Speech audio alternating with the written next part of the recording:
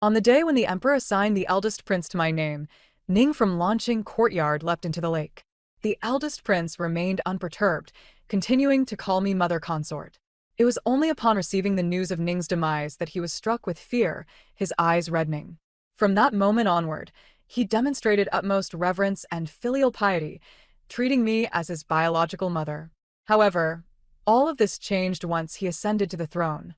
If it were not for you persuading Father Emperor to send me away, my mother consort would not have sought to end her own life.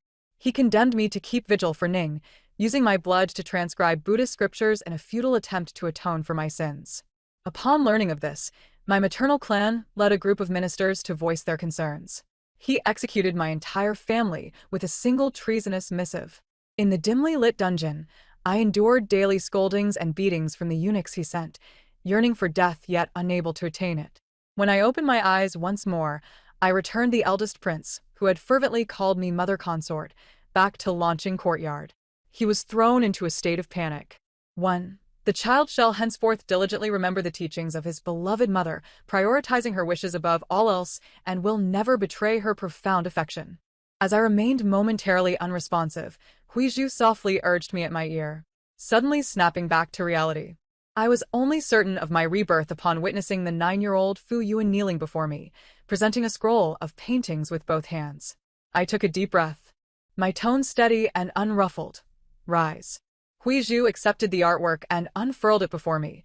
Your Highness, this portrait of the Crown Prince is truly exquisite, rendering you akin to a celestial being. Look. She had barely finished her sentence when a small palace maid rushed in, flustered. Oh no, oh no. Ningda Ing from Launching Courtyard has jumped into the lake. Before I could utter a word, Fu Yuan's youthful voice rang out. What a preposterous act. A concubine's suicide is a grave crime. If she wishes to die, let her do so. Such trivial matters should not trouble my mother. In my previous life, Fu Yuan was indeed indignant upon discovering that his biological mother sought death. I intended to command someone to rescue her, but he insisted that Ningda Ying's desperate act was merely a ploy to win him back, displaying the demeanor of a rustic village woman, urging me to disregard her. I believed his words, merely sending a few maids to admonish her. Little did I expect that Ningda Ying would truly take her own life, meeting her end. Fu Yuan, frightened, clutched my arm tightly, unwilling to let go. Though I despised Ningshan, I could not help but feel that the child was innocent. In light of his loss of his biological mother and his lowly circumstances, I finally acquiesced to recognize him as my legitimate son. From that moment forth, I had no other offspring and devoted myself to his meticulous upbringing. Fu Yuan came to regard me as his true mother, offering daily greetings and inquiries into my well-being. This image of maternal affection and filial piety transformed after he ascended the throne. He accused me of being the murderer of his birth mother. To absolve myself of this alleged sin, he condemned me to keep vigil over Ningda Ying's spirit, compelling me to inscribe 100 Buddhist scriptures in blood. My maternal clan, in collusion with court ministers, advised him, and with a single letter accusing me of treason, he executed my entire family. I found myself imprisoned in the dungeons, subjected daily to scorn and lashes from eunuchs he sent, yearning for death, yet unable to obtain it. Yet, it was he who obstructed my attempts to save Ningda Ying. With this realization, I pronounced an edict with a fierce tone, notified Chao Yongui of the Internal Affairs Bureau, and summoned the imperial physicians. They must revive her. Huizhu stepped forward to acknowledge my command, while Fu Yuan, still young, could not conceal his astonishment. He widened his eyes, incredulous, and questioned me. Mother, did you not despise that shameless woman? Why then would you save her? Indeed, my loathing for Ningshan was well known throughout the palace. She had been my maidservant, yet took advantage of my pregnancy to climb into bed with the emperor while he was intoxicated. She even sought an audience with the Empress Dowager to plead for her child, causing me to miscarry and suffer lasting ailments that prevented further pregnancies. Now, her support was to become my legitimate son. She had lost completely, so why should I save her? I offered no explanation, issuing a stern decree, send the crown prince back to Launching Courtyard. In this new life, I would no longer claim this ungrateful son. I intended to ensure he remained forever united with his mother, the palace maid who had ascended to prominence. 2. Upon hearing this, Fu Yuan fell to his knees with a thud. Mother, wait. Father's decree commands that you raise your son. There is no need to consider Ning Daing as my biological mother. If she wishes to die, let her be. Mother, I truly do not wish to return. Please do not abandon me. He crawled to my feet, his small face streaked with tears, evoking profound pity. Yet, with memories of his relentless torment in my previous life, a chill enveloped my heart. Huizhu entered from the outer hall, whispering in my ear. I wiped the tears from Fu Yuan's face, softening my tone. Your mother is willing to forsake her life for you. In her heart, you are more important than anything else. Even if she has erred, you must never utter words that would drive her to death. Upon hearing this, Fu Yuan was momentarily stunned. At that time, Ning Shan had caused my miscarriage. Although the Empress Dowager permitted her to bear a child, she consistently suppressed her status. Without the support of her son, she directed all her frustrations towards Fu Yuan, resorting to beatings and scoldings. However, these long-buried memories had faded with time, leaving only the irretrievable love of a mother within Fu Yuan's heart. He did not recall, so I would ensure he remembered. Do you know that had I delayed in sending someone, your mother would have already breathed her last? You would truly become a child without a mother. Now that she has been rescued and lies unconscious, why do you not hurry back to see her? Fu Yuan gathered his wits and bowed 3 times heavily before me. Before long, the entire harem was aware of the situation, and even those concubines who usually bore me ill praised me, saying that the Empress was clear on matters of gratitude and grievance, benevolent and compassionate. To placate me, the Emperor specifically visited Fingyi Palace. He reclined casually on the couch, asking me nonchalantly, Wan, do you not desire a child of our own, instead of Fu Yuan? I continued my tasks without pause, my heart already discerning his subtle inquiry. My father held the esteemed title of Grand Minister, and my mother was the daughter of a loyal general. My status as a noblewoman was both a boon and a barrier between us. Ning Shan's ascendancy to the emperor's bed and her successful delivery of a prince, coupled with my miscarriage, all bore his fingerprints. Having lost a child myself, I understood the harrowing pain and could never bear to see them torn apart. I offered him a cup of tea. Your Majesty, rest assured, regardless of which palace sister gives birth, I shall treat the child as if it were my own. He smiled quietly at me, and after a moment, accepted the teacup. That evening, the emperor chose to stay overnight in Fingyi Palace. The following morning, Huizhu served me a bowl of medicinal broth. Your Highness, this was instructed by His Majesty, who insisted that you must drink it under supervision. She bit her lip, her face filled with resentment. I gazed at the bowl in her hands, a cold smile creeping into my heart. What medicinal broth! This was a concoction laced with musk, leeches, and yellow bark, a potion for infertility. He was attempting to strike a bargain with me. If I abandoned my intention to raise Fu Yuan, I would have to accept this potion that would ensure I bore no more children. Yet in my previous life, I had agreed to raise Fu Yuan, and he had employed the same tactic then. To ease his suspicions, I had willingly consumed it, but now I had changed my mind. Just tell him that my old ailment has flared up again. In order to avoid vomiting, I shall simply not drink it. Bijou convait mal intention. The emperor, however, showed no reaction. He merely elevated Ningxuan to the rank of concubine, allowing her to personally raise the prince, while he spent several consecutive nights in Lanqing Palace, showering her with an abundance of gifts. I calculated the time, and once Ning concubine, emboldened by her favor, seized the luxurious silk reserved for higher-ranking concubines, and Fu Yuan caused the snowball nurtured by Shufei to perish, I knew the moment had arrived. 3. The wretched maidservants of Lanqing Courtyard. Relying on the emperor's favoritism, they dare not even bow to me. The woman, plain in appearance and exuding a sense of lowly origin, truly puzzled me as to what the emperor found appealing in her. Furthermore, the crown prince frequently suffered from dizziness and nightmares, and with the emperor absent from my palace for an entire month, he was summoned away before even settling down. On a crisp autumn day, I gathered with several concubines in the imperial garden, their tongues wagging with discontent regarding Ning concubine. Just as I was leaning my head in interest, a clear voice interjected. Sour grapes from those who cannot attain the grapes. Ultimately, it is simply that you lack the ability to win the emperor's heart. A hush fell over the air as I straightened, directing my gaze towards the corner where the speaker, Xian Chongzai, stood. She had only recently entered the palace. sent by a wealthy merchant from Jiangnan as a performer. None of the concubines present engaged her, responding only with disdainful scoffs. Unfazed, Changzai wore an expression of absolute confidence.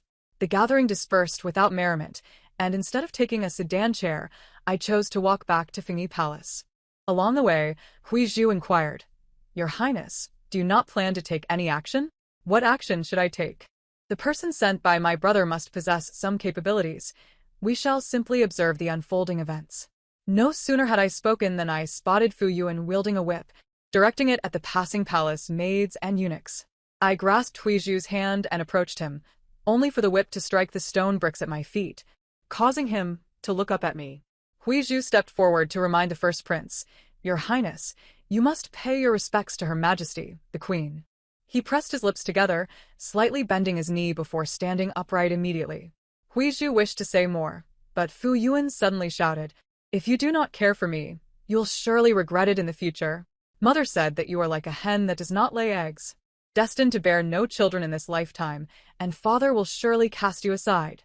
With that, he turned on his heel and fled. "Your Majesty, the first prince is utterly outrageous." I scoffed inwardly, realizing that Ningpin had grown far too comfortable, lacking the scrutiny over the first prince. It was time for her to face the downfall. I decided to inform Xi and Changzai, and today would be the day. That evening, as Xi and Changzai played the qin under the moonlight in the imperial garden, the emperor, who was en route to the launching courtyard, turned his carriage around. When this news reached me, the imperial physician was in the midst of taking my pulse. "Your Majesty, you are overburdened with worry. You must take care to rest," he advised. I withdrew my outstretched wrist and adjusted my sleeve. The affairs of the palace are intricate, and I have grown accustomed to them over the years. Watching the physician tidy up his pulse pillow, I shifted the conversation. As for the first prince, he has recently been suffering from headaches and fevers. Perhaps you should pay him a visit. "Your Majesty is too kind. I shall attend to it at once," the physician replied. After the physician departed, I settled down to review the accounts, when Huizhu hurried in. "Your Majesty, you truly are astute." A little servant from Ningpin's palace attempted to call the emperor away under the pretext of the first prince catching a cold, but encountered the physician before reaching the splendid palace of Xi and Changzai. What was Ningpin's reaction? I inquired. Ningpin. Upon hearing that the first prince was unharmed, she seemed to breathe a sigh of relief and stayed close by to tend to him. I chuckled softly. It was indeed surprising to see her so attentive. If only she could show such concern for Fu Yuan, he would not be causing a ruckus in my presence. Ensure she is closely watched. Xi and Changzai's foundation is unstable, and we cannot allow her to disrupt our plans. I feigned concern for the first prince's frailty, instructing Ningpin to pray for him in seclusion. The emperor's affection for Ningpin was merely a facade. Now that Xi and Changzai was constantly by his side, he had already cast her aside.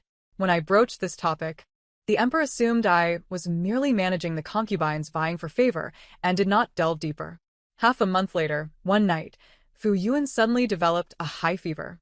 Ningpin broke free from the supervising eunuch, kneeling outside the splendid palace with the child in her arms. "Your Majesty, Anur has a raging fever. You must save him." The emperor, awakened by the commotion, was not pleased, but upon seeing Fu Yuan in a state of unconsciousness, his heart tightened. While chaos ensued, I arrived slowly with the physician.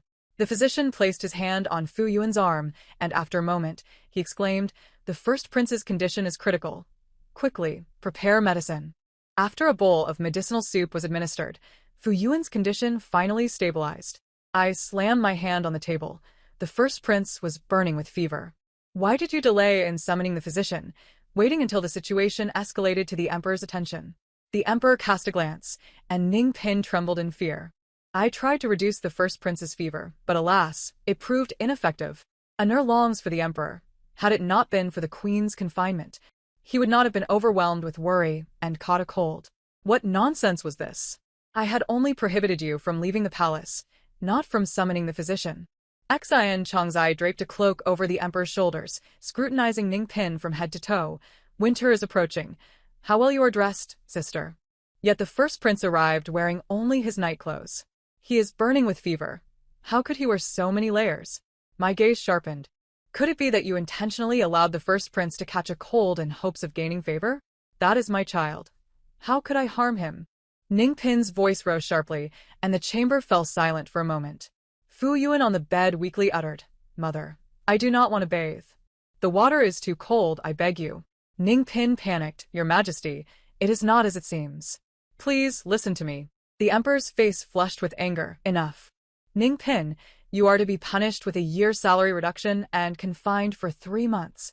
The farce concluded, and the crowd dispersed. I sat quietly by the bedside, observing Fu Yuan's fluttering eyelashes, and coldly remarked, "Stop pretending." He froze, immediately opening his eyes to glare at me, his gaze filled with malice. "Why do you not care for me? Mother, what must I do for you to save me from this?" I could not help but smirk. How amusing. Was this not the mother he recalled? Why, in this second life, did he wish to escape? I tucked him in with the blanket. "What are you saying? Perhaps the fever has muddled your thoughts." His gaze turned icy. "You deceive me. You said I meant everything to her, yet she has only ever cared for father. For silks and jewels. I cannot summon father. She calls me worthless. You know everything. Why do you not help me? Why not take me away from her?" Fu Yuan questioned me hoarsely, and I blinked innocently. "If your own mother treats you this way, how could you expect that I, a stranger without blood ties, would not abandon you? After all, the emperor has no legitimate heir. You cannot bear children, and I am your only escape." He raised his flushed face into a knowing smile. "So it is." My expression gradually grew cold. "The first prince must recover here. Ningpin is still waiting for your return." Upon returning to Fengyi Palace, I summoned Huizhu to thoroughly investigate the palace. Indeed, I found a minuscule amount of safflower within the rouge in Hongzhuang Tower. "Your Majesty, what is the meaning of this? How could the First Lady have poisoned you?" "It certainly could not have been my sister-in-law," I retorted. "The only one capable of meddling in the harem is that individual above." No wonder Fu Yuan did not react when I did not nurture him. It seems he still retained a backup plan. I kept this matter discreet and summoned Physician Xiao under the cover of night. "Your Majesty, do not worry. The time has not yet passed, and no significant impact has occurred. Following my prescription for proper nourishment, you will soon conceive a dragon heir." I nodded and began to take the medicinal concoctions daily to regulate my constitution. Time flew by, and before long, winter had set in. One day, while reconciling accounts with the Internal Affairs Office, a steward from the Imperial Kitchen reported that a young eunuch had been caught trying to steal by crawling through a dog hole. Huizhu brought the child before me, and I barely recognized him. The once frail, malnourished boy, who seemed as if a gust of wind could topple him, was indeed Fu Yuan. Ningpin had been so heartless that she did not even allow him to eat. Watching him devour the food ravenously, I could not help but frown slightly. "Eat slowly. It is all yours." He swallowed slowly, confusion filling his eyes. "Why are you so kind to me? Is providing you with food kindness? You are the first prince, the sole child in this harem. You deserve a better life than an ordinary child." I reached out to wipe his mouth, but he recoiled, instantly becoming vigilant. He had been beaten into submission. "You do not understand why I do not save you yet treat you well?" I chuckled softly. "Because this is your fate. Being born into royalty, having such a mother is your destiny." Fu Yuan paused, then lowered his gaze. After a long silence, he clenched his teeth and muttered, "I do not wish to accept my fate." I struggled to suppress my smile. "If you do not wish to accept your fate, then think for yourself about how to change it. In the future, the Imperial Kitchen will prepare your meals daily. You need not steal anymore. Just wait, and someone will bring it to you." After Fu Yuan left, Huizhu absent-mindedly massaged my legs. I set down my book and spoke. "If you have questions, ask directly." After some hesitation, she inquired, "The first prince is still so young. Will he truly act against Ningpin?" "He will, only he has not been driven to desperation yet. We must wait." The days rolled on peacefully until the first snowfall arrived, bringing good news from Xian Chongzai. She was already 1 month pregnant. The first prince was no longer the emperor's only child, and I deliberately informed Ningpin, who was still under confinement. She vented her frustrations once more upon Fu Yuan. It was only when her own son was beaten to a pulp that she gathered her disheveled hair and instructed the gatekeeping eunuch, "I wish to see the queen." Within the launching courtyard, Ningpin dismissed everyone. You must not allow Xingguaran to bear a child. Ningpin endeavored to maintain her composure, yet her tightly clenched hands betrayed her. The late emperor had 8 sons and 5 daughters, for the women of the harem. Bearing offspring for the sovereign was their solemn duty. With so many women at the emperor's disposal, do you truly believe you can eliminate them all? I find it amusing that while others are forbidden to conceive, only she, a mere bed-servant, is deemed fit to do so. Observing Ningpin's furrowed brow in contemplation, I continued, Ningshan, your ambitions as a palace maid are rather excessive. I advise you to abandon this futile desire while you still can. Suddenly, as if struck by a revelation, she lifted her gaze sharply. I may be of lowly status, but what of you? And I countered, I shall bestow Anur upon you, and in return, you shall assist him in ascending the throne. Together, we shall become Empress Dowagers, a mutually beneficial arrangement. How clever I was! What use were the accolades of favor when Anur could ascend? Everyone would heed my commands. Ningshan's eyes gradually grew wild, and inwardly, I cursed her foolishness. Suddenly, a small figure darted past the screen, prompting me to swallow the words I almost uttered and feign a look of disdain. Do not rejoice too soon. The eldest prince is the rightful heir. Ningshan remained unfazed, instead offering me a knowing smile. You, as a lady of high birth, would not comprehend. A child is akin to a newlywed daughter-in-law. As long as I hold sway over him, he shall obey me for life. I nodded in satisfaction. I shall grant you your freedom, but I wish to witness your abilities. Once outside Lanqing courtyard, I could no longer contain my laughter. How utterly fascinating. 3 individuals, each with their own nefarious intentions. A son seeking to betray his mother, a mother plotting against her confidant. And the one seated upon the throne continued to scheme against me. Who, in the end, would emerge victorious? My anticipation only grew. As the new year approached, I concocted a pretext to release Ningpin. She, eager as ever, seized the opportunity without delay. The emperor, in a whimsical mood, invited me to admire the snow. Just as she, accompanied by the eldest prince, was constructing a snow statue of Guanyin to make wishes. Today I sculpt Guanyin from snow, praying for the emperor's health and longevity, and that our nation may flourish and attract all nations. Ningpin and Fu Yuan knelt together in the snow, oblivious to the flakes accumulating upon their shoulders. With reports of victories from the northern front, the emperor's spirit soared, and upon witnessing her earnestness, he was further delighted. Your sincerity is evident, beloved concubine. It brings me great comfort. The emperor approached to assist her up, and I feigned a sour expression, making a mockery of their display before allowing them to continue. Ningpin regained her favored status, adopting a gentler demeanor devoid of her previous manipulations, and the emperor appeared to harbor genuine affection for her. Just as I awaited Ningpin's next move, I unexpectedly encountered Fu Yuan. That woman is about to take action. His words halted me abruptly. I had overheard her conversation with a young eunuch. They had procured a drug known as Huanxin San from outside the palace. Huanxin San? The woman claimed that its initial use would present no symptoms, but with prolonged consumption, it would disturb the mind, induce frequent hallucinations, and ultimately lead to madness and organ failure. I gasped sharply. Ningshan possessed audacity beyond measure to conspire against the emperor. Why have you come to inform me? He hesitated briefly before responding earnestly. I do not wish to be her pawn, nor do I desire my father's demise. Yet your mother is paving the way for you. Should anything befall the emperor, you would have a rightful claim to the throne. Do you truly not wish to occupy that position?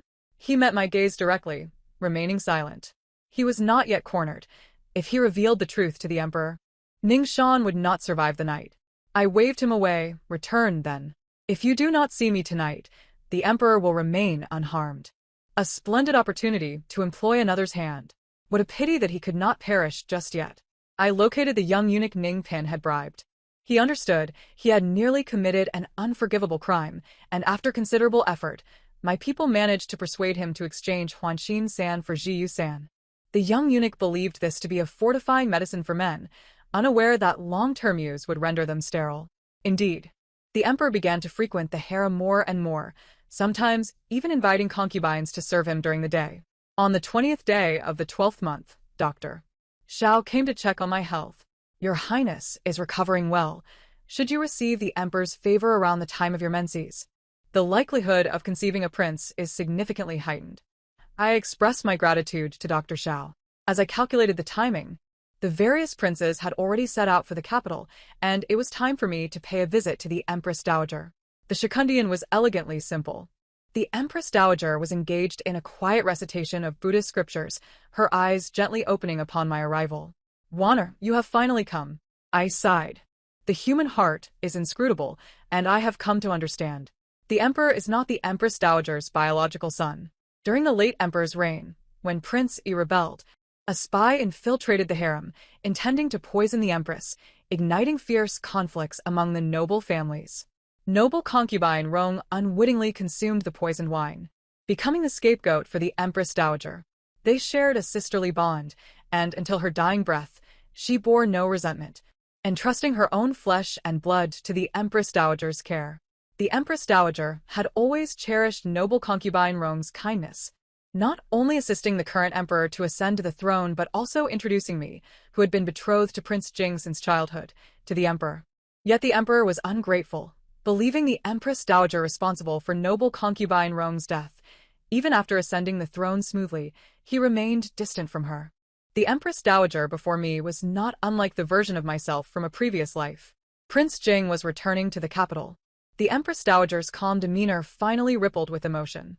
Ever since the emperor's ascension, he had abandoned everything to guard the northern borders, remaining away for 7 years. Yet to marry, harboring resentment towards me. I have wronged him, and I have wronged all of you. She closed her eyes, tears tracing down her cheeks. I helped her wipe them away. "Aunt Fun, please assist me.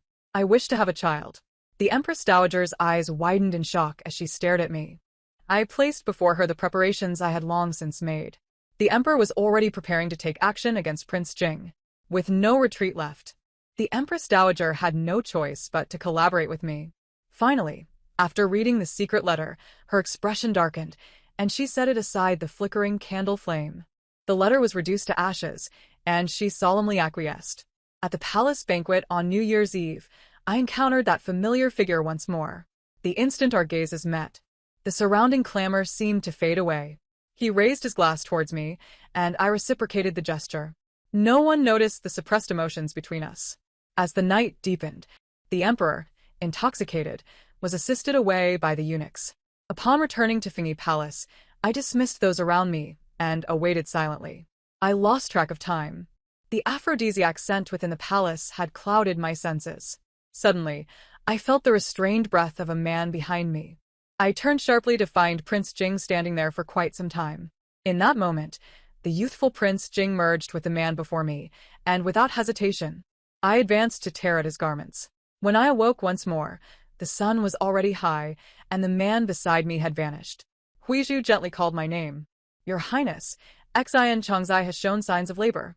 My mind instantly cleared, and I hurried to summon Dr. Xiao to the palace. After considerable effort, I finally stabilized Xian Chongzai's pregnancy. It was evident that this was undoubtedly Ning Pin's doing, yet I lacked evidence. I could only bring Xian Chongzai to Fingyi Palace to await her delivery. During this time, the emperor's health had further deteriorated, and he had begun to consume stimulating medications. He felt increasingly weak, yet his visits to me became more frequent. "It is you, the Empress, who brings me peace. Those women were all consumed with thoughts of conceiving. Yet you alone bring me genuine joy." I concealed my mocking smile behind a handkerchief. He remained oblivious to the fact that the potency of the drugs in my palace was far greater. A combination of Huanxin San and a double dose of Jiyu San.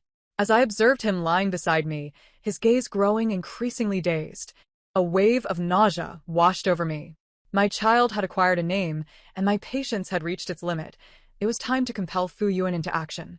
As the winter snow began to melt and the gentle spring breeze blew, Ning Pin repeatedly urged me to register Fu Yuan under my name. Yet I chose to ignore her entreaties. She was aware that I had no intention of collaborating with her, yet she boldly ventured into the palace of the noble concubine. Indeed, she chose wisely. Among all the concubines in the harem, only the noble concubine held greater power than I. However, the noble concubine certainly remembered the incident involving the snowball that Fu Yuan had carelessly thrown to its demise. As soon as Ning Pin departed, She personally arrived at my palace. She informed me that Ningpin was prepared to fight with all her might. I instructed the spies in Launching Palace to relay to her that the flower appreciation banquet in early spring would present the perfect opportunity for action. She could exploit Fu Yuan to render me irretrievably lost. As expected, Ningpin fell into the trap. That day, I deliberately avoided the crowd, standing alone on the bridge, quietly gazing at the willows swaying by the riverbank. Before long, Ningpin approached with Fu Yuan in tow. A casual glance revealed the increasing malice in his eyes. What place do I occupy now that the Empress has faltered? I redirected my gaze towards her. Your audacity is astonishing. How dare you lay hands on the Emperor? The arrow that has been loosed cannot be recalled. Having commenced this course, I must see it through to the end. If the Empress will not ally with me, then she is my adversary. With that, she scooped up Fu Yuan and unceremoniously cast him into the lake. With a resounding splash, the enormous sound of his plunge startled those on the shore, and without my command, they hesitated to approach. I feigned shock, waiting a moment before calling out. Surrounding eunuchs hurriedly fell into the water to rescue him, while I clutched the handkerchief in my grasp tightly. Even a tiger does not consume its young. Are you truly unafraid of your son's demise? Ningpin raised one corner of her mouth in a smirk. I have long taught him how to hold his breath. My son will not perish. He shall emerge as the ultimate victor. You have truly lost your mind. The river's waters in early spring are frigid. Falling in feels like being pricked by countless needles. When Fu Yuan was rescued, his body was stiff, and his lips were turning purple. The Emperor and Empress Dowager were both alarmed, and Ningpin threw herself in front of Fu Yuan, wailing. The Empress's heart is indeed ruthless. You conspire with Xi and Chongzai, seeking my son's life. The Emperor has little time left. Anur is the only child in this palace, destined to become the crown prince. Do you intend to kill him to incite rebellion? Absurd. Even if you falsely accuse me, the Emperor is in the prime of his life. How dare you curse him? The Emperor's focus was already on rebellion, and upon hearing my words, his eyes narrowed dangerously. I have little time left. Ningpin trembled all over. She finally realized the magnitude of her blunder. Many officials and their families were present for the stability of the court. The Emperor's health issues had always been a closely guarded secret, yet she had brazenly spoken of it in public. Indeed, some began to advise, the Emperor's health is precarious. It is imperative to establish a crown prince swiftly. The Empress has been childless for years. The birth mother of the first prince is merely a palace maid, and the gender of the child in Xi and Chongzai's womb remains unknown. Must we truly? Enough! The Empress Dowager's voice rang out, silencing all present. The Empress is already 3 months pregnant. The Emperor's ailments are merely minor issues. The matter of the crown prince shall be discussed later. The Emperor's sharp gaze swept towards me, and I returned his look with a gentle smile. In the blink of an eye, he suddenly spat out a mouthful of blood. The Emperor fell gravely ill. Ningpin was ordered by the Empress Dowager to receive 20 slaps and was demoted to a concubine, cast into the cold palace. While the concubines surrounded the Emperor, offering him comfort, I visited Fu Yuan. His wolf-like eyes regarded me with wariness. I softened my tone. It was mother who was in the wrong. I never anticipated your mother to be so ruthless. It is said that a mother is kind and a son dutiful. I had no intention of usurping another's offspring, but I cannot bear to see you remain in that den of wolves. If you are willing, you may follow me from now on. He remained silent, gritting his teeth as he glared at my belly. The ambition of a white-eyed wolf was now laid bare. I pretended not to notice, continuing to speak. I am already content to be with child. The Emperor is wary of me and will not name my child as the heir. Now that the Emperor is angered with Ningpin, even if you are under my name. Alas. I gently stroked his head, and he finally lost control, crying in my embrace. After a bout of suppressed sobs, I heard his hoarse voice say, to exchange her life for my path to greatness, she would be pleased. Upon learning of his impending extinction, the Emperor erupted in fury upon discovering I was pregnant with a prince. Coincidentally, the Liu family publicly declared at this time that they would not contend for the position of crown prince, even presenting the rumored panacea said to cure all ailments. The Emperor did not trust the Liu family, nor did he trust me, but after witnessing the eunuch who tested the medicine sprout male organs, he had no choice but to believe. Of course, there is no such thing as an elixir.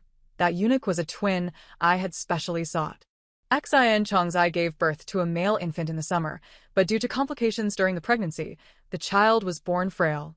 The imperial physician stated the child would not survive long, and Xian Chongzai wept daily, while the emperor harbored great hopes for this child. Upon hearing the news, he fell into a 3-day stupor, and when he awoke, his health was utterly shattered. The atmosphere in the court grew tense, with daily disputes over who should be named crown prince. Some argued that the eldest son should be established as the heir, while others claimed the eldest prince's mother had cursed the emperor, suggesting they should wait for the empress to give birth before making a decision. I had someone relay this information to Fu Yuan, and he could not restrain himself. Mother, the eldest prince visits the cold palace daily, feeding Ning the concubine a considerable amount of hallucination powder. She is scarcely lucid anymore. I cradled my soon-to-be-born belly, a cold smile gracing my lips. The next day, disregarding Huizhu's protests, I knelt before the emperor's chamber, pleading for him to establish the eldest prince as crown prince. Fu Yuan rushed over upon hearing the news, and upon seeing the cold sweat on my forehead, his eyes reddened as he trembled, uttering, "Mother, you need not go to such lengths for me." I wanted to smile at him, but suddenly, a warm rush surged forth. Huizhu gasped, "Your Highness, your water has broken." It was already too late to return to Fingy Palace for the delivery, and the surrounding maidens hurriedly lifted me to the nearest side hall. Huizhu kept murmuring in my ear, "Your Highness, the eldest prince is waiting right outside, you." I gave her an affirming glance and continued to bear down at the midwife's urging. I don't know how much time passed, but suddenly chaos erupted outside. "Someone quick. Someone is attempting to assassinate the empress." I propped myself up, raising my eyes to see Ning Shan, hair disheveled, bursting into the room. The eunuchs and maidens around were thrown into disarray, and Fu Yuan attempted to intervene, only to be repelled by the wooden hairpin she brandished. "You wretched woman! You cannot give birth! You cannot give birth!" She charged to my bedside, raising her right hand high, and in that moment, Fu Yuan seized a pair of scissors from the table and plunged them directly into Ning Shan's neck. "I cannot allow you to harm mother." Suddenly, a loud wail pierced the room, the cry of a newborn. The third prince had arrived safely. Ning Shan's body was dragged away, and Fu Yuan stared at the blood on his hands, his eyes rolling back as he fainted. When he awoke again, it was in Longshao Hall. The emperor had just sipped the calming tea and fallen asleep. "Lu Ruan, what have you done to me?" He clutched his head, his expression pained. I gazed at him in shock. Could it be that he too had been reborn? I saw him furrow his brow, layers of memories flashing through his mind. "Mother! My mother!" I could not help but burst into laughter. "Have you remembered? The bruises on your body, the cold baths you endured to help her vie for favor, and the icy waters of the lake in spring, these are all for the mother you long for." No. "It is not like that. If it were not for your instigation, my mother would not treat me this way." I said no more, tossing the recently acquired edict to confer the title of Crown Prince before him. "You are now the Crown Prince. Do you still wish for me to guard Ning the concubine's tomb?" Watching him eagerly retrieve the edict from the ground, I drew forth the dagger I had long prepared and swiftly plunged it into the emperor's chest. Before he could react, I declared loudly, "The eldest prince has attempted to assassinate the emperor. Take him away to be dealt with by the House of Rights." Fu Yuan was taken aback, cursing me vehemently. But by then it was all too late. The emperor passed away, and to prevent chaos, the Empress Dowager decreed that Prince Jing return to the capital to oversee the situation. With the legitimate son being so young, calls for Prince Jing to ascend the throne grew ever louder in the court. When Prince Jing returned to the capital, he immediately expressed his support for the third prince. The Liu family, no longer in silence, rejoiced as my dear Nyener finally ascended the throne. At the grand ceremony of coronation, I held my Nyener, who had just celebrated his first month, sitting atop the elevated platform, exchanging a smile with the regent beside me. From this moment forth, my life felt utterly fulfilled. The story concludes here. Thank you for listening, and until we meet again in the next tale.